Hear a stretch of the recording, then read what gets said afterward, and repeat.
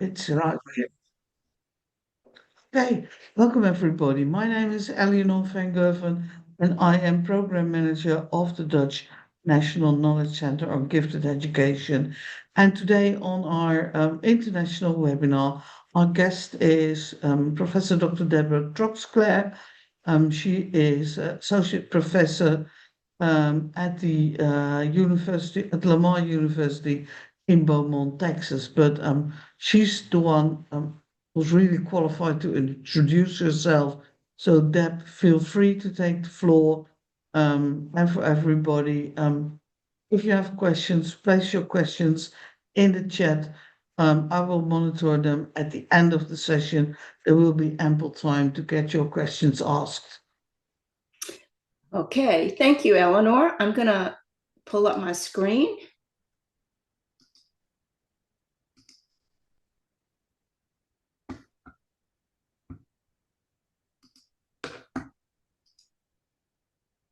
As Eleanor shared with you, my name is Dr. Debbie Troxclair. I'm an associate professor at Lamar University in Beaumont, Texas, and my email address is down at the bottom of the slide. It's all lowercase, datroxclair@lamar.edu. I am honored to be invited to share my information about creativity with all of you. I visited the Netherlands several times and I loved the Netherlands a lot. It reminds me a lot of where I live in New Orleans because we too are below sea level. So we have some common ground or maybe water. I'm going to get started with the slides now. Yeah, Deb, you may want to turn off your closed captioning. Yes. Thank you. This is an iceberg. In this session, I'm going to be sharing the tip of the iceberg. There is so much information about teaching, about creativity, creative thinking skills, creative strategies that I could spend a year telling you about all of it. So instead of taking a deep dive, we're going just the tip of the iceberg in our time together today. But I think you will be able to take away some new ideas and embrace some new possibilities. What is creative thinking? Creative thinking is an essential skill, and it's part of the developmental process. I need to move this. Nope, that's not what I needed to do. Sorry.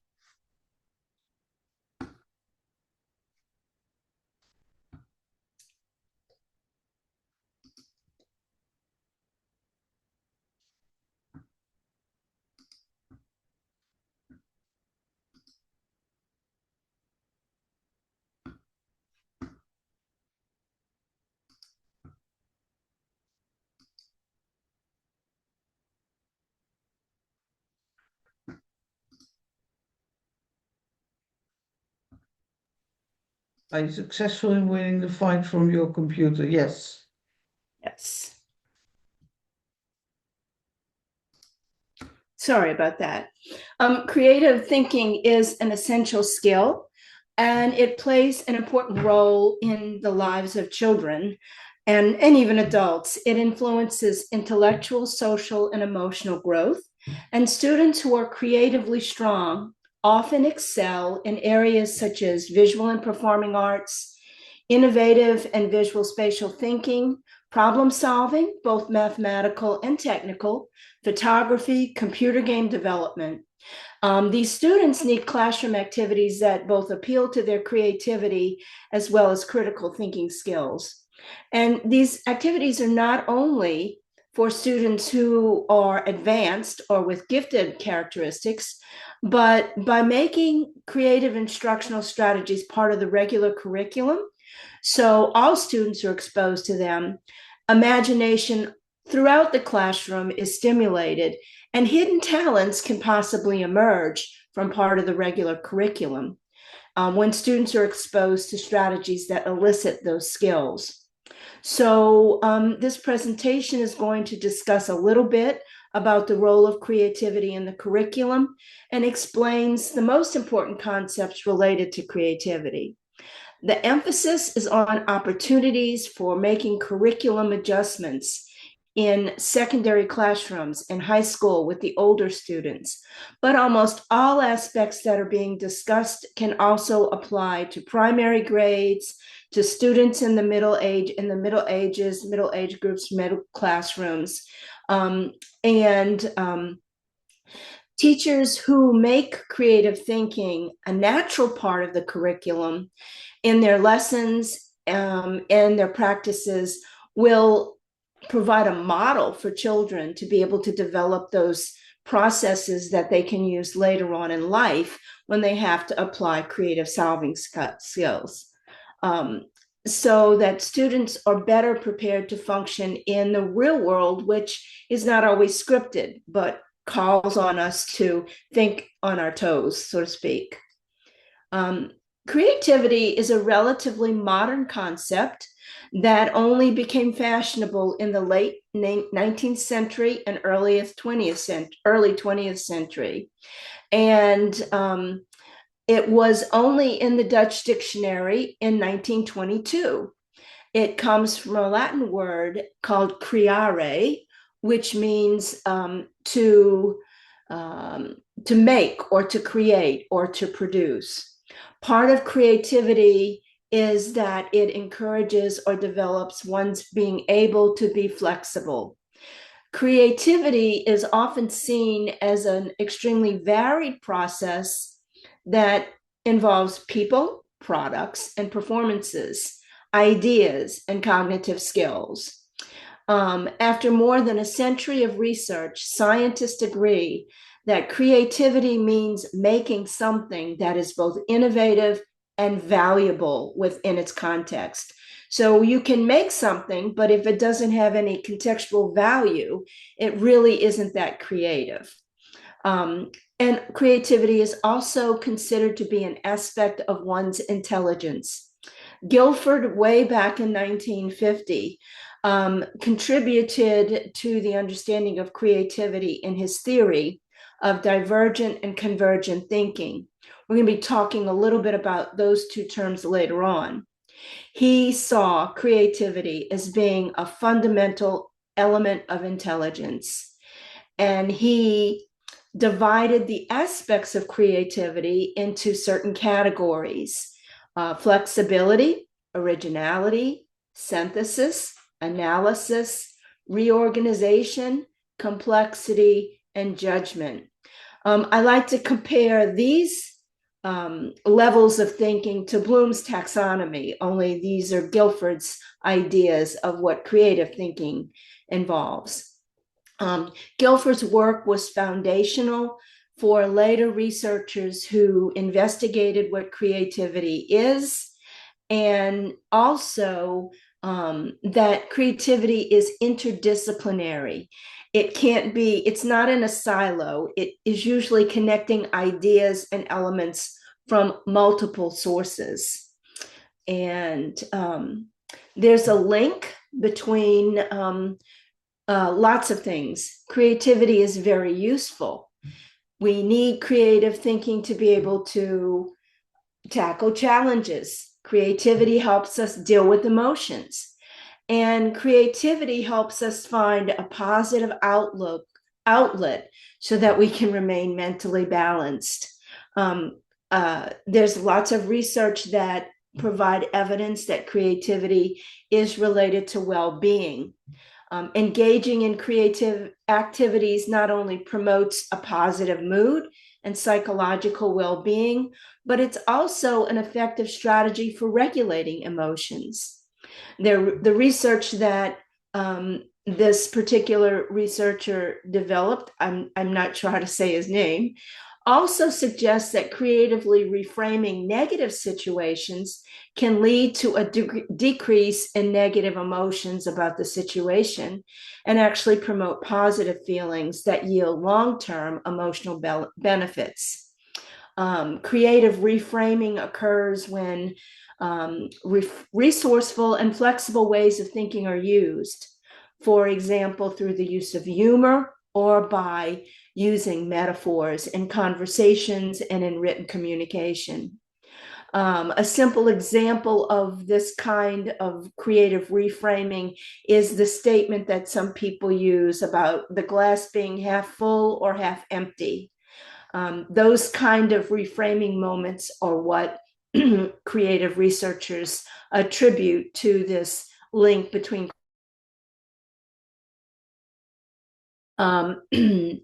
instead of determining who's right and who's wrong, creative thinkers usually try to take the best of both sides and put it together, mix it together to come up with something new. So that's a little bit about creativity being linked to well-being. Creativity positively relates to school performance and social outcomes in an educational context. Some researchers mentioned that using creative thinking in education not only contributes to increased school performance, but also to helping students develop more positive social outcomes in school. Students who learn to use creativity to develop coping strategies for complex social situations benefit from this throughout their lives. When creativity is integrated into the curriculum, students' imagination is stimulated, which increases their engagement with their tasks. When you have a creative lesson, you have less students saying, "I'm bored," or "this is boring." Maybe those are only students in the US that say that, I don't know. But it's reduced when you provide them with activities that challenge their imagination. And there's several researchers have done investigations into the fact that creativity declines as kids go up in the grades in school. Kids come to school as preschoolers and their creativity level is usually very high, 7 or 8 grade levels above what they should be demonstrating. But as they go up the grades, that level of creativity is decreased every year. It's almost like school elicits the creativity out of children, and that should never be our goal. So we need to look at what we're doing with kids to make that trend reverse. As with everything else, there's good parts to creativity, stimulating imagination, but a lot of people experience barriers to creative thinking because I don't know if you know anybody, but I know some people who their thought process is fixed. They believe one idea, and no matter what they do or see or experience, they're going to keep thinking about it the same way. Also, traditions, social and cultural traditions that are very rigid can become a barrier to creative thinking. What comes to mind is the saying, "Well, we don't do it that way." That's an example of a rigid tradition. There are also some cultural factors that impact one's ability to develop creative thinking, and also emotional barriers to creative.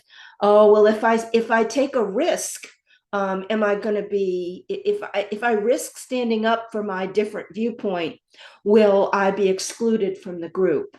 So Davis and Woodward are 2 authors that identified these barriers to creativity, and they have also informed us that very little time is spent in teacher training programs in either recognizing creativity and creative behaviors and or promoting creativity in our classrooms. And so this is in effect stifling creativity, which appears in the research studies.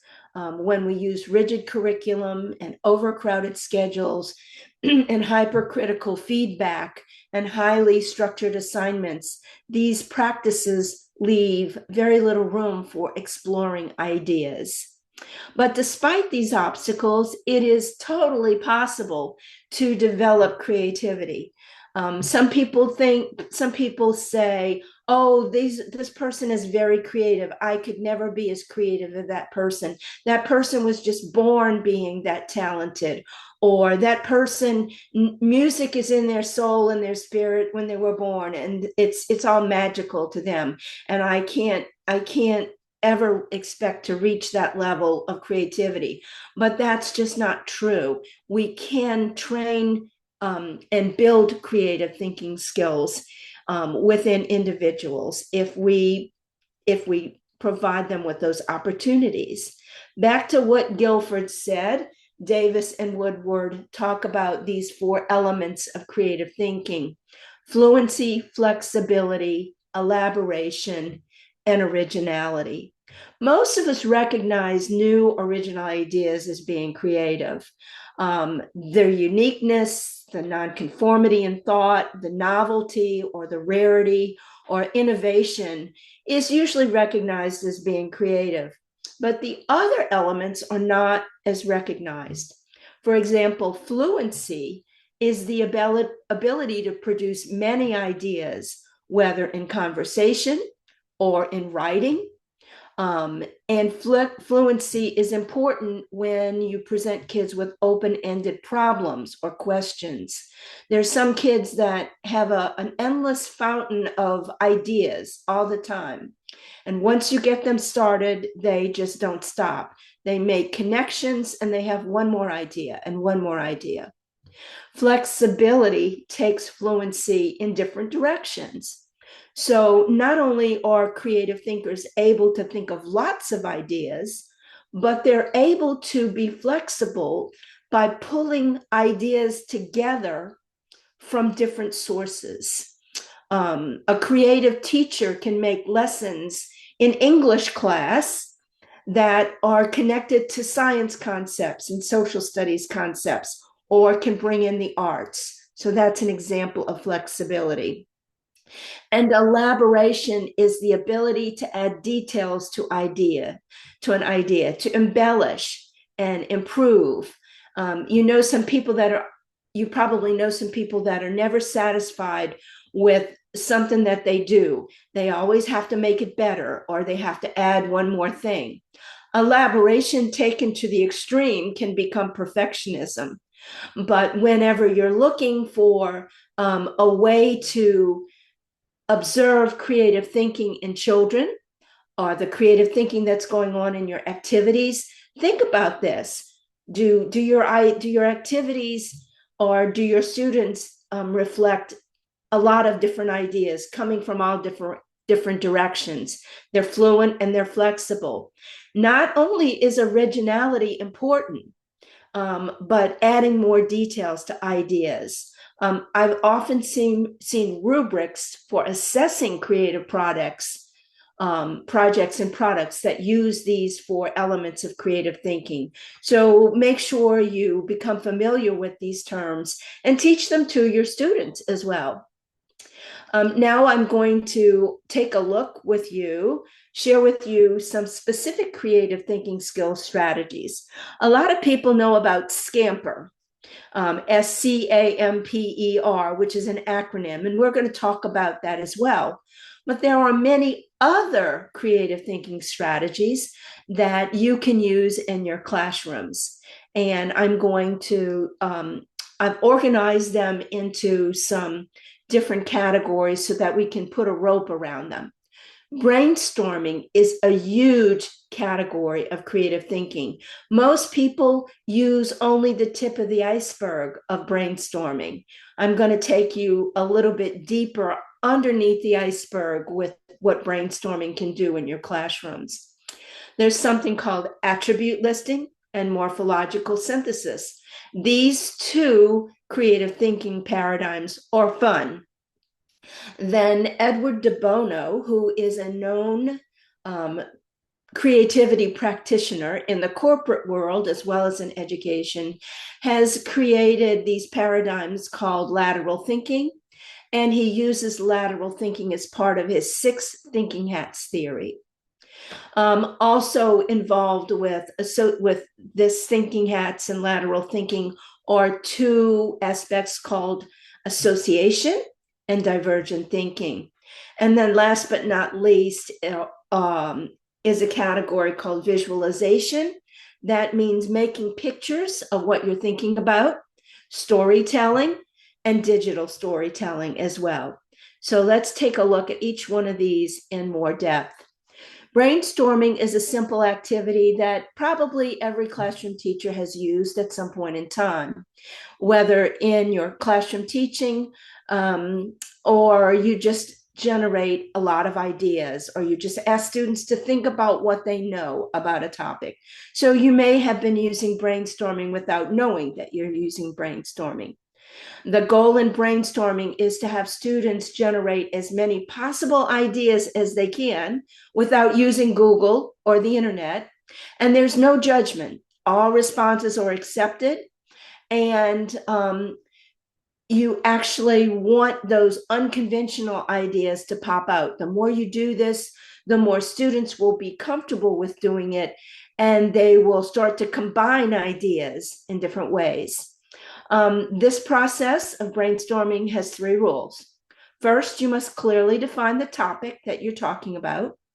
Then you collect the ideas, and only when all the ideas are collected, then you start categorizing those ideas and assembling them into useful strategies or useful ways of solving a problem or useful ways of attacking a situation.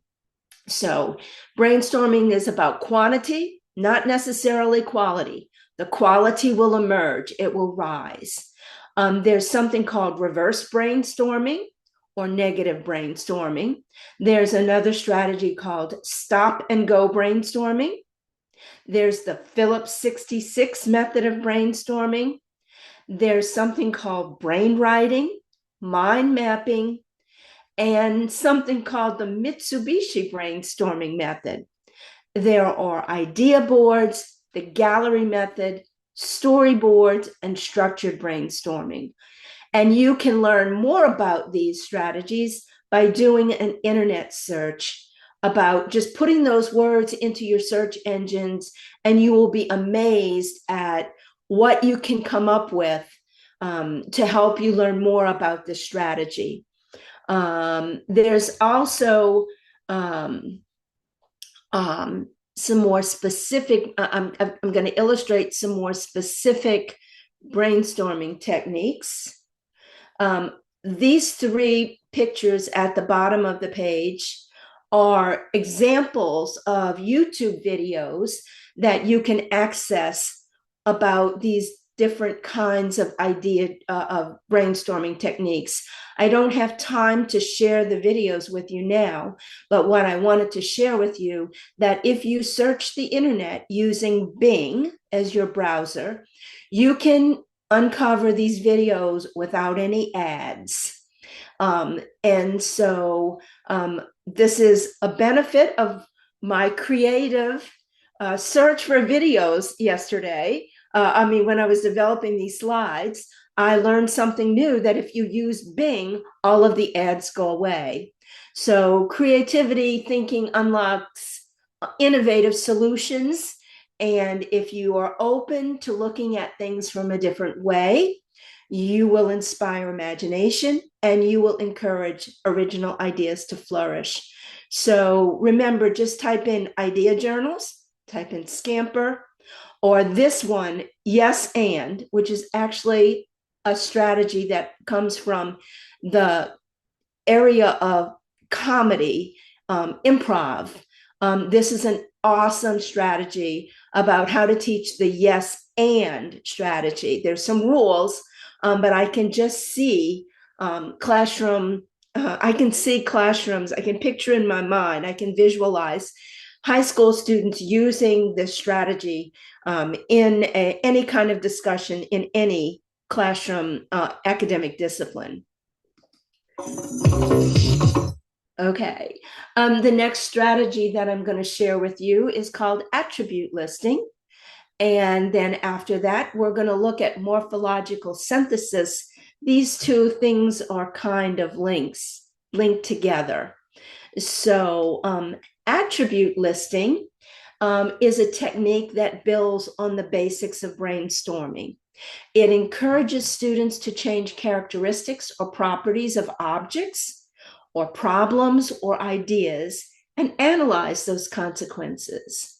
By modifying and transferring properties or characteristics, students are able to put together thought processes that will change something or make something new cause to be invented. And this is an example of an activity that demonstrates what attributes are. The attributes of color, shape, size, number, or objects help students uncover patterns.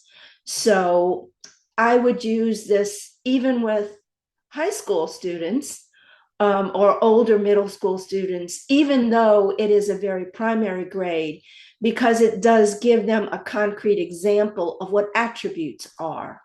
So you might have a picture that you're analyzing, so you would want to analyze it for color, shapes, and sizes.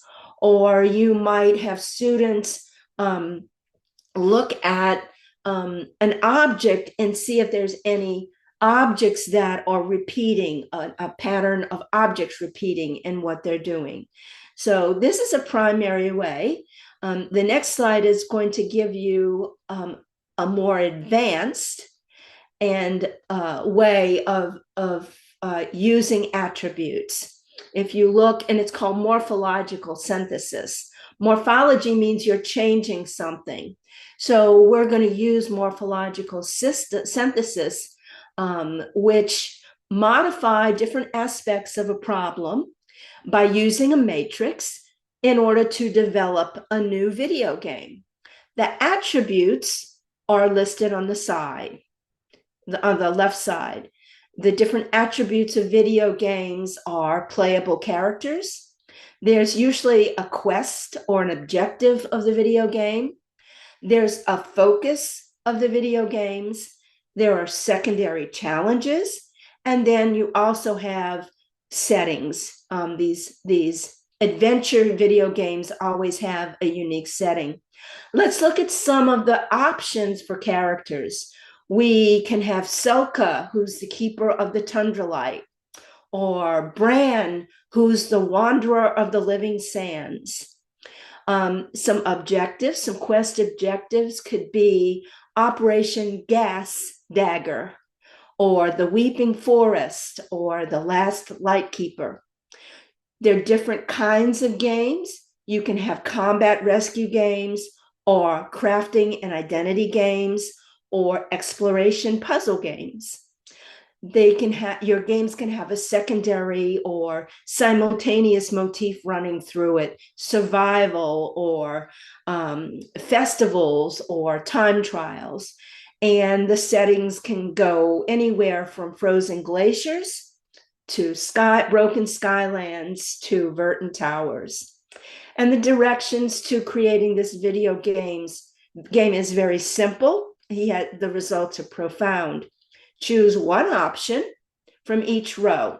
So let's say I'm going to choose Selka, Keeper of the Tundra, and I want my video game quest to be the Mask Maker's Legacy.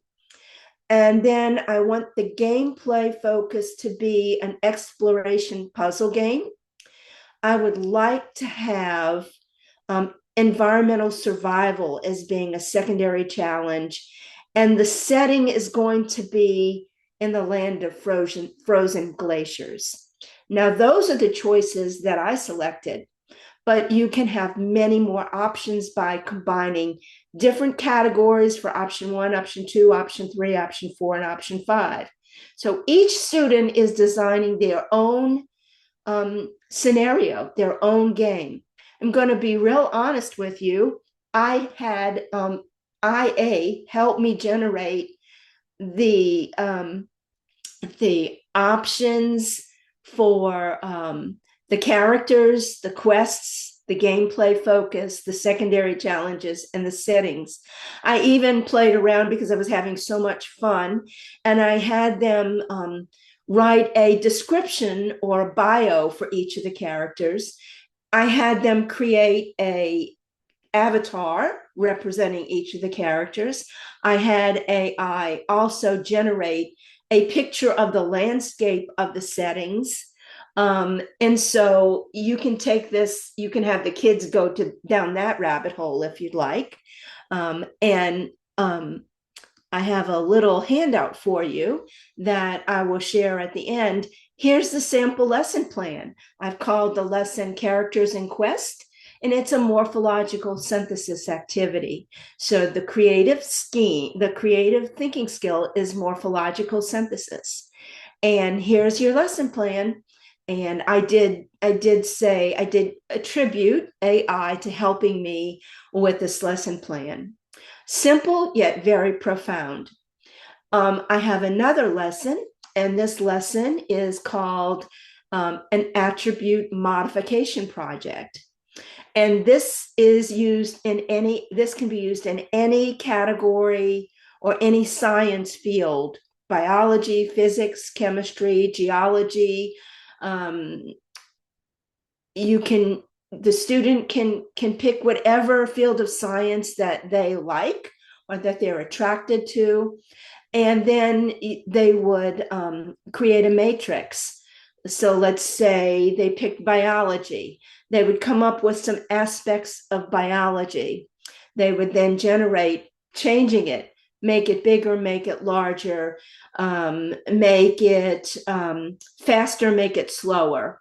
And they could come up with some predictable outcomes, some possible outcomes. So they would use this matrix, just like we did with the video game, to create a science investigation. Here's some examples of what can happen by generating the matrix. And the matrix generation can be small group, large group with a partner, by the student by him or herself. And here's some examples that could be the result of using this attribute modification chart. The quest or their experiment could be to modify the thickness of a plant's leaf. How does that impact water retention? Or another example could be to change the conductivity level of a metal. And how would that modify electrical circuits? Or after the strength, what would happen if you altered gravitational force to the planetary orbits?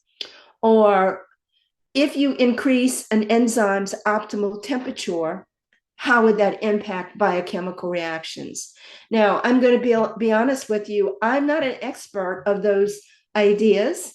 I know a tiny bit of each of those, but consider this activity going on in your science classroom rather than having students participate in a scripted science activity.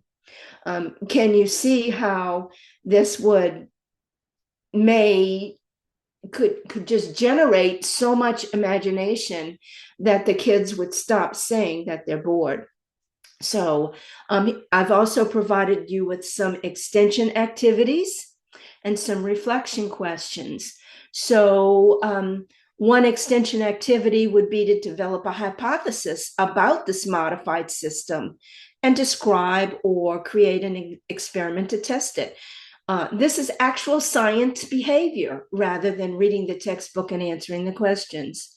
Or create a scientific diagram illustrating changes, or present a short analysis discussing how the changes could impact broader scientific principles.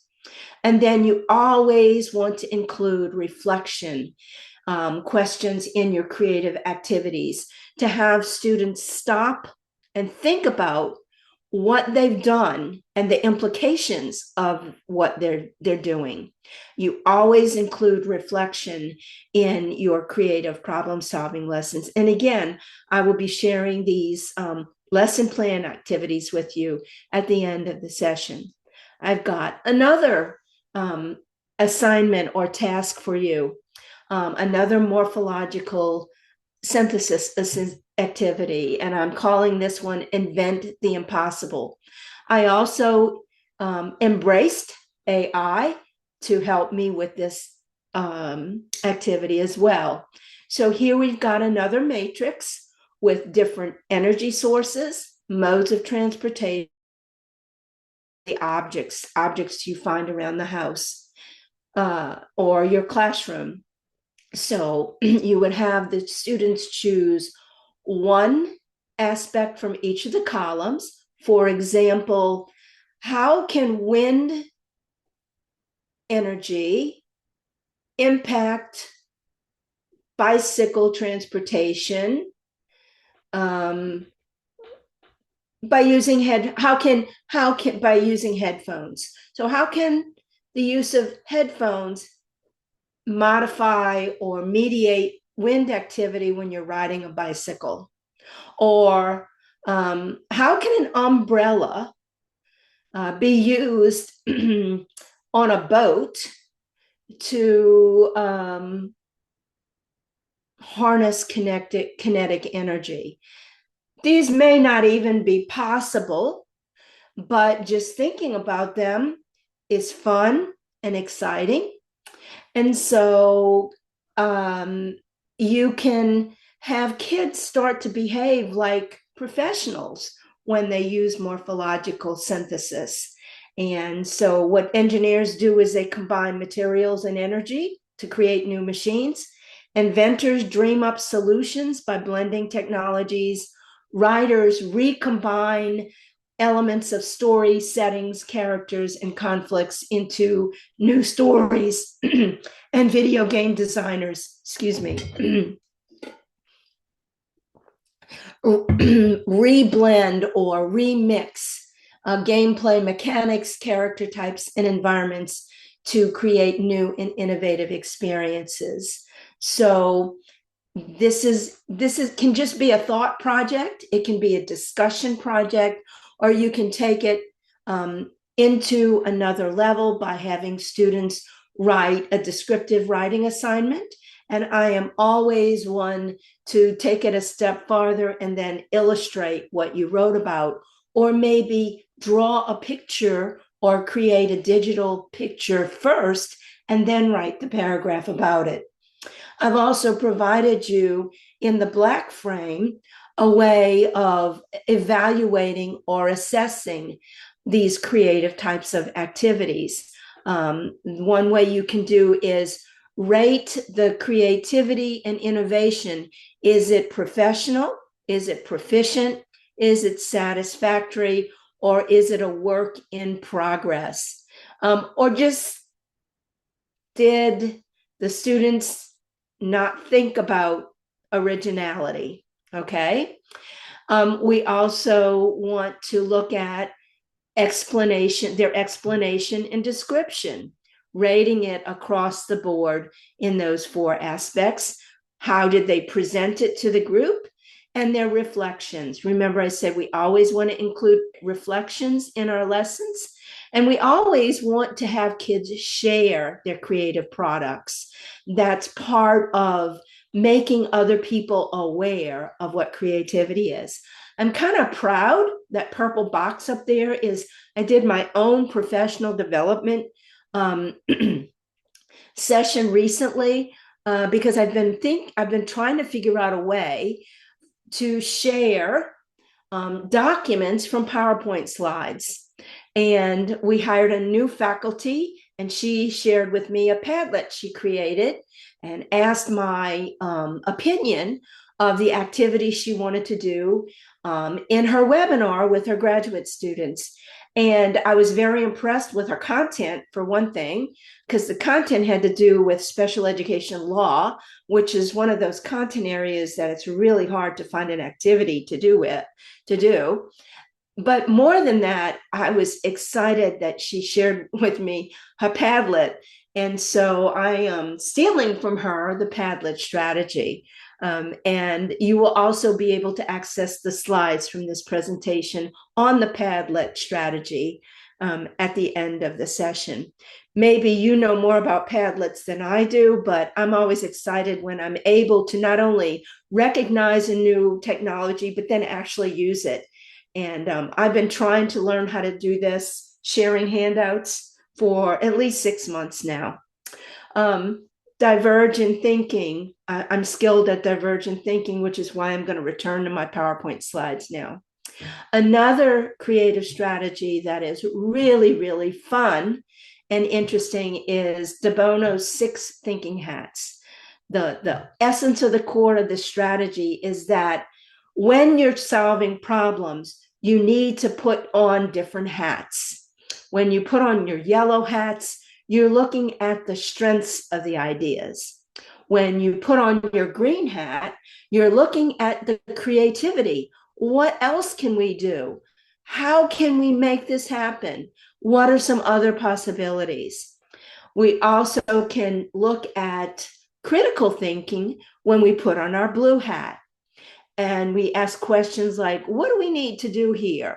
Or what tools should I use? Or how can I make a mind map to help me think, clarify my thinking? Or when we put on our white hats, we're looking at the focus or the truth of the issue, or how do I know if it's true? Or how do I know if it has integrity?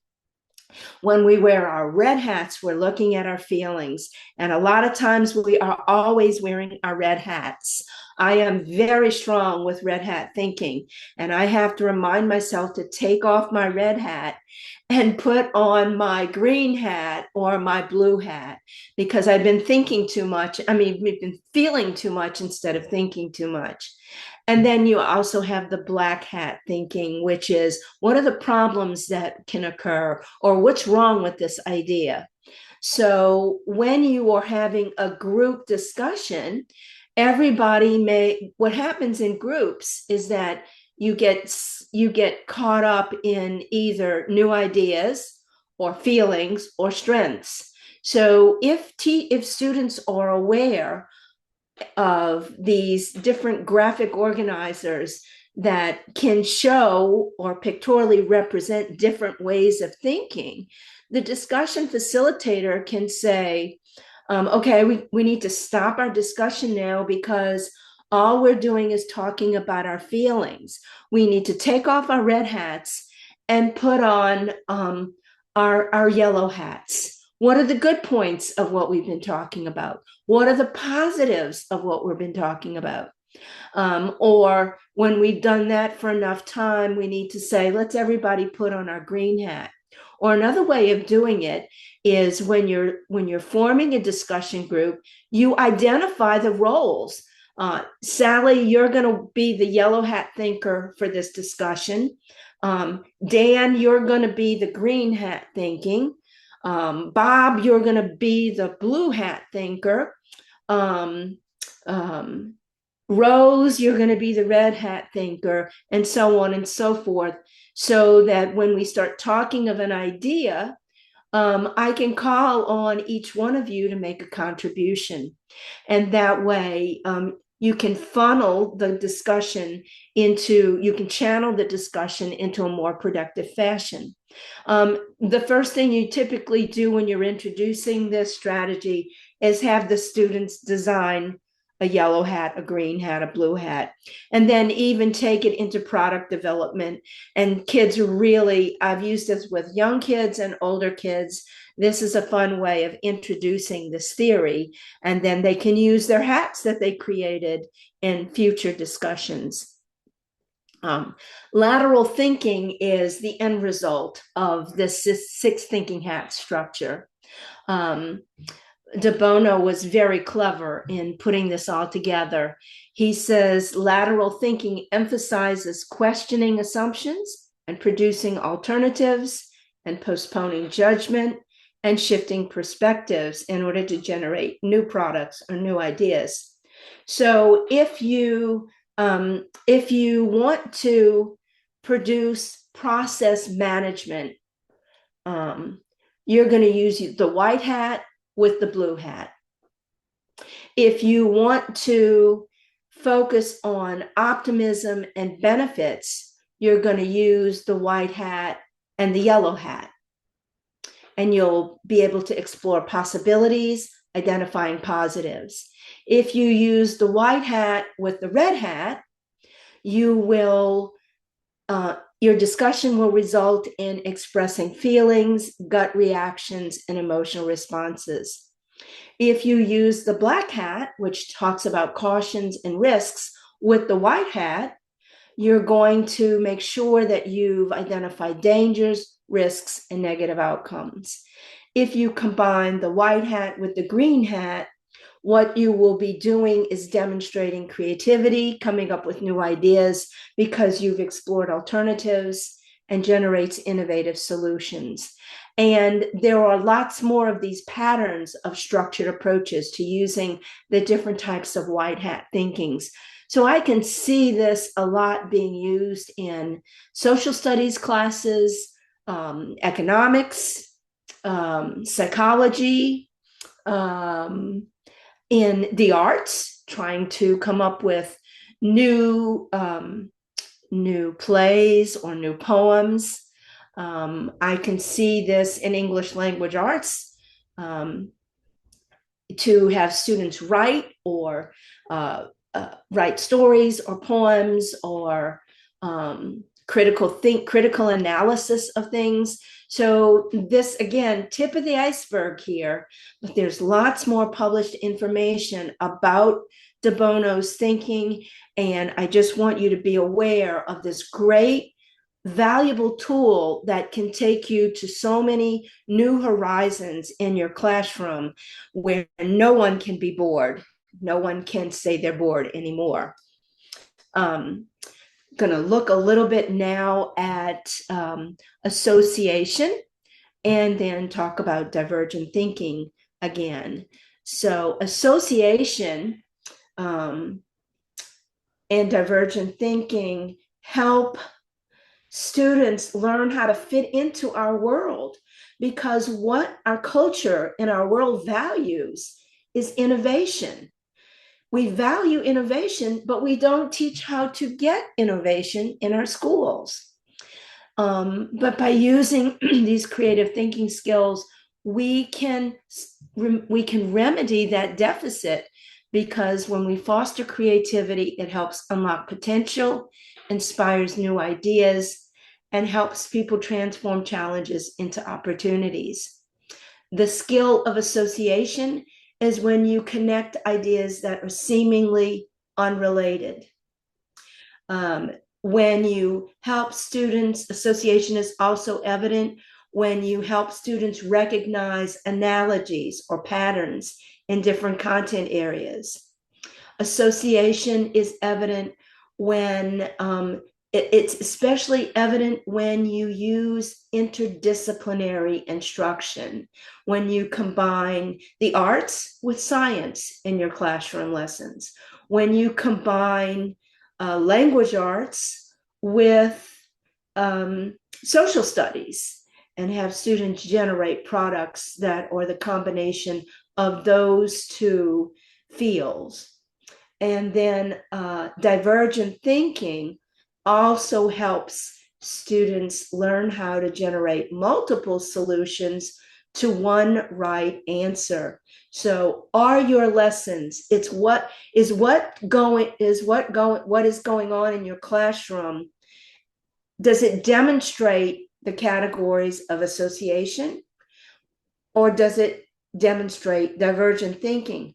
Both of those types of thinking, connecting ideas that seemingly are unrelated, those are both ways of resulting in creativity in the category of divergent thinking. That's what you want to see going on in your classroom, not just thinking in a silo. So in math class, all we do is think about math.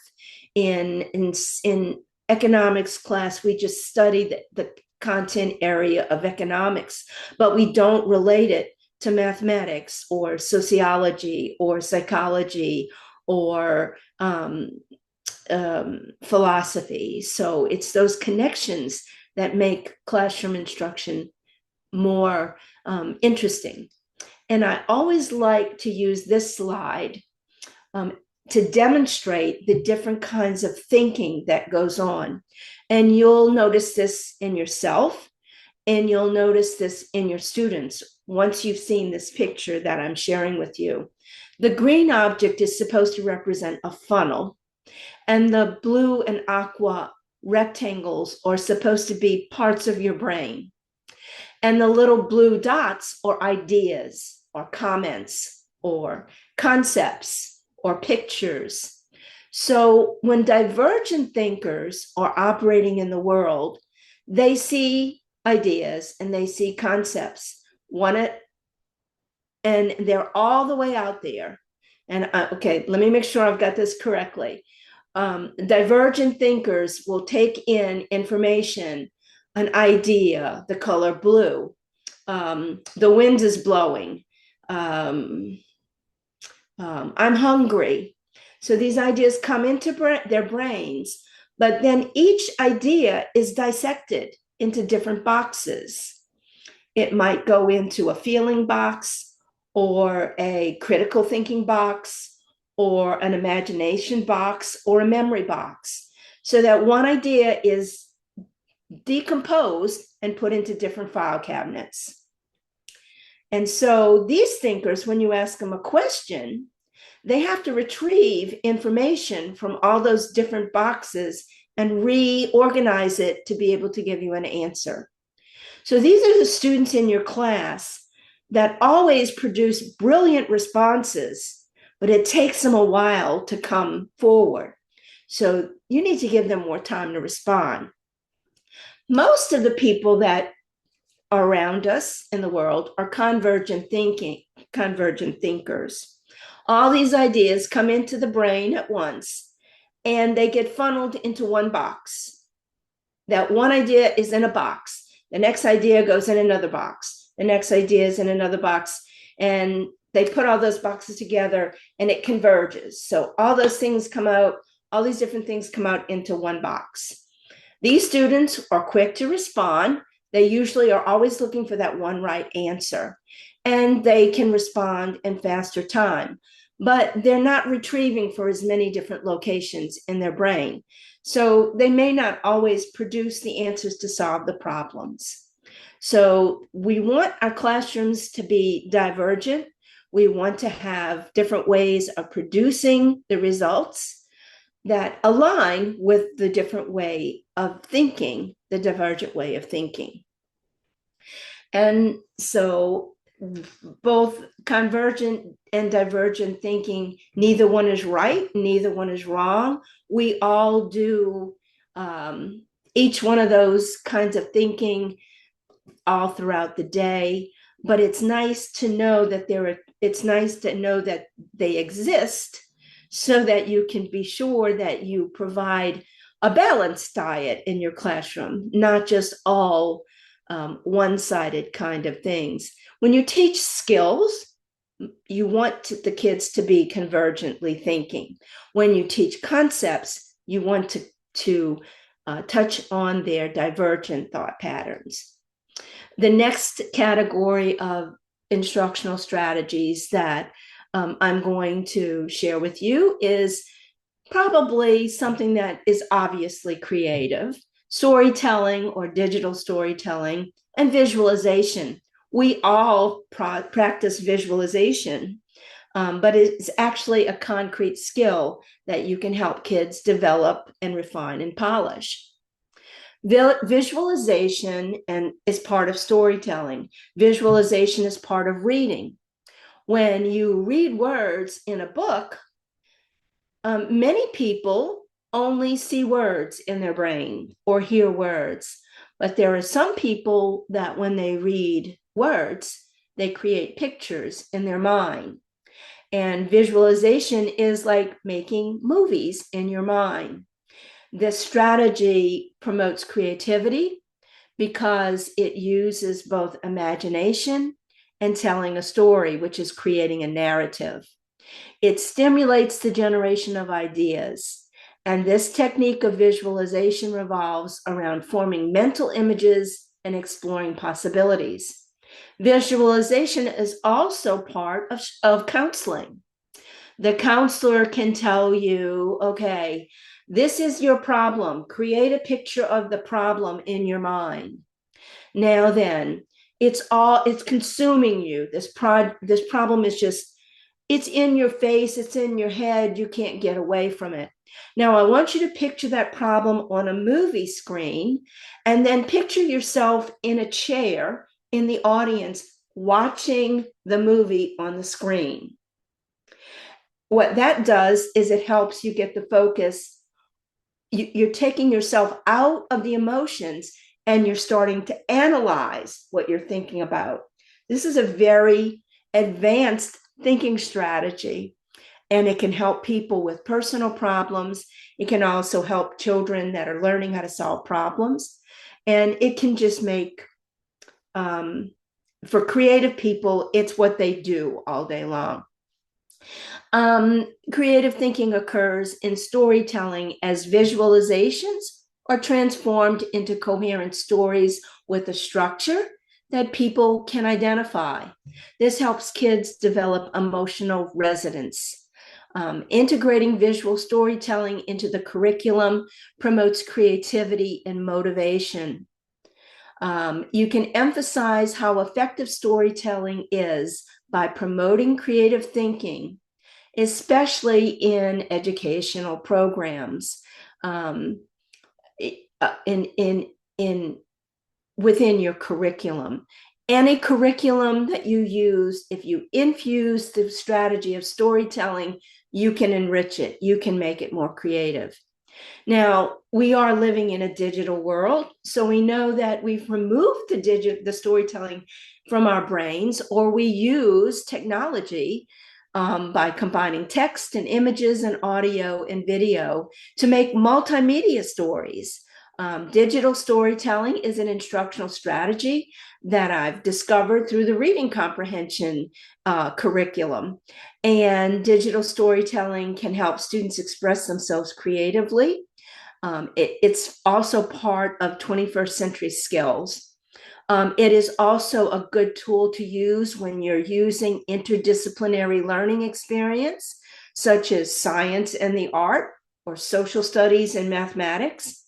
When you integrate visualizations and traditional storytelling into digital storytelling in your classroom, it becomes alive with creativity, increases engagement in the activity, and helps students master the content far better than remember, and regurgitate strategies. And research tells us that learning is retained longer when you use this strategy. So these initiatives that we've been talking about throughout this conversation that I'm one-sided conversation that I'm having with you is stressing the need for immersion in creativity and creative thinking skills, and promoting interdisciplinary learning by integrating visualization, storytelling, digital storytelling, DePono's 6 thinking hats, association, metaphorical analysis will all help increase learning outcomes. And it doesn't look like work, it's more like fun. The way that we can make a difference is to integrate these strategies across the curriculum. So creativity is the bridge across the curriculum that connects all of the content areas. And I had fun creating that graphic. I wanted to get the bridge in there. So by using creativity strategies, creative instructional strategies, and connecting reading and social studies and math and science together, your curriculum is going to be enhanced and enriched. I have some specific ways that you can do this in secondary classrooms. I'm not going to read all of these concepts, but I'm going to pick out one from each category. In English and language arts, you can have the students use open-ended inquiry and create alternative interpretations to foster creative thinking and deeper connections in literature analysis. Literature, we're going to take this a step further. You can help students interpret original narratives by using multiple lenses or different perspectives. Put on your red color sunglasses or your green color sunglasses to when you're analyzing the character's actions in a story. You can also, in math, have students explore multiple ways to solve a problem or multiple patterns, recognize multiple patterns that exist in something, and then have them apply those patterns or pathways in different ways. Open-endedness is always a good thing. In history class, students can reconstruct or reinterpret or reimagine a historical experience. Take an event in your country's history and have the students practice what would happen if this event happened in a different location or in a different time period, using what if all the time. In economics class, they can apply economic principles to new scenarios or to fantasy scenarios, or help them design new economic models and apply those new designs to real-world situations. Biology, chemistry, the arts can also be expanded by designing experiments and modeling biological systems instead of just completing the experiments that are already in your toolkit. Same thing for chemistry. In chemistry, this is a little dangerous, but have them come up with innovative applications through simulations or producing imaginary scenes. I wouldn't have them apply it in my lab, but they could generate those different ideas and they can research what the applications would do. Who knows what they might come up with. And the arts are always a good way to help students connect emotionally and creatively with any activity in biology or chemistry or any other content area. I had some gifted students do some extremely creative and fantastic drawings of cells. They had to invent a different cell. We studied the parts of a cell, then they had to come up with different parts of a cell to do different processes. It could be funny, it could be serious, and then they had to illustrate it. Greatest art exhibit I ever held in my classroom. So these are just some very broad ideas that can help you to get started. Creative people take risks.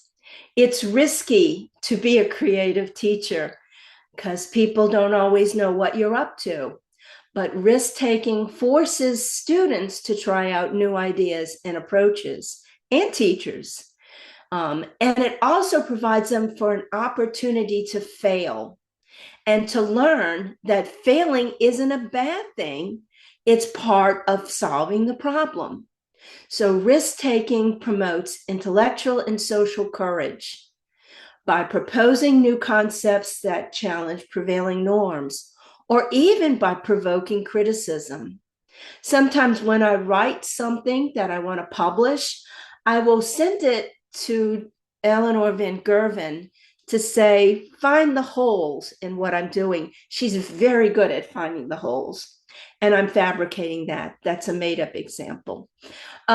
Willingness to take risks is a mindset that can be applied to any creative process. Sometimes when I'm painting a picture, that white canvas, that first stroke on the white canvas is very stressful, because if I make a mistake with that first stroke, oh, the whole picture might be bad. So I just have to practice starting new canvases, because the more I practice that ability to start a new picture, the more comfortable I'm going to be with that process. Taking risks is how we generate new ideas, how we associate different concepts, how we generate different divergent thinking and stories and storytelling. Intellectual risk-taking cannot be learned unless you provide the kinds of lessons that elicit these kinds of risks. But it is scary. Right now, I'm grasping with how to use artificial intelligence in my graduate courses ethically and appropriately, so that the students are using it as a tool and not as a chance or a way of cheating or being inauthentic. Because in graduate school, we want students to demonstrate their knowledge in written form. And if the computer's generating their knowledge, the computer learned how to combine the algorithm, but I'm not sure that the students actually associated and connected all those thoughts if they're using IA inappropriately. And it's risky. It's a very risky thing because I'm changing my assignments, or my learner outcome's going to be the same. But the university is not letting me, the university is forcing me to take risks because they're saying that we have to integrate this into our curriculum.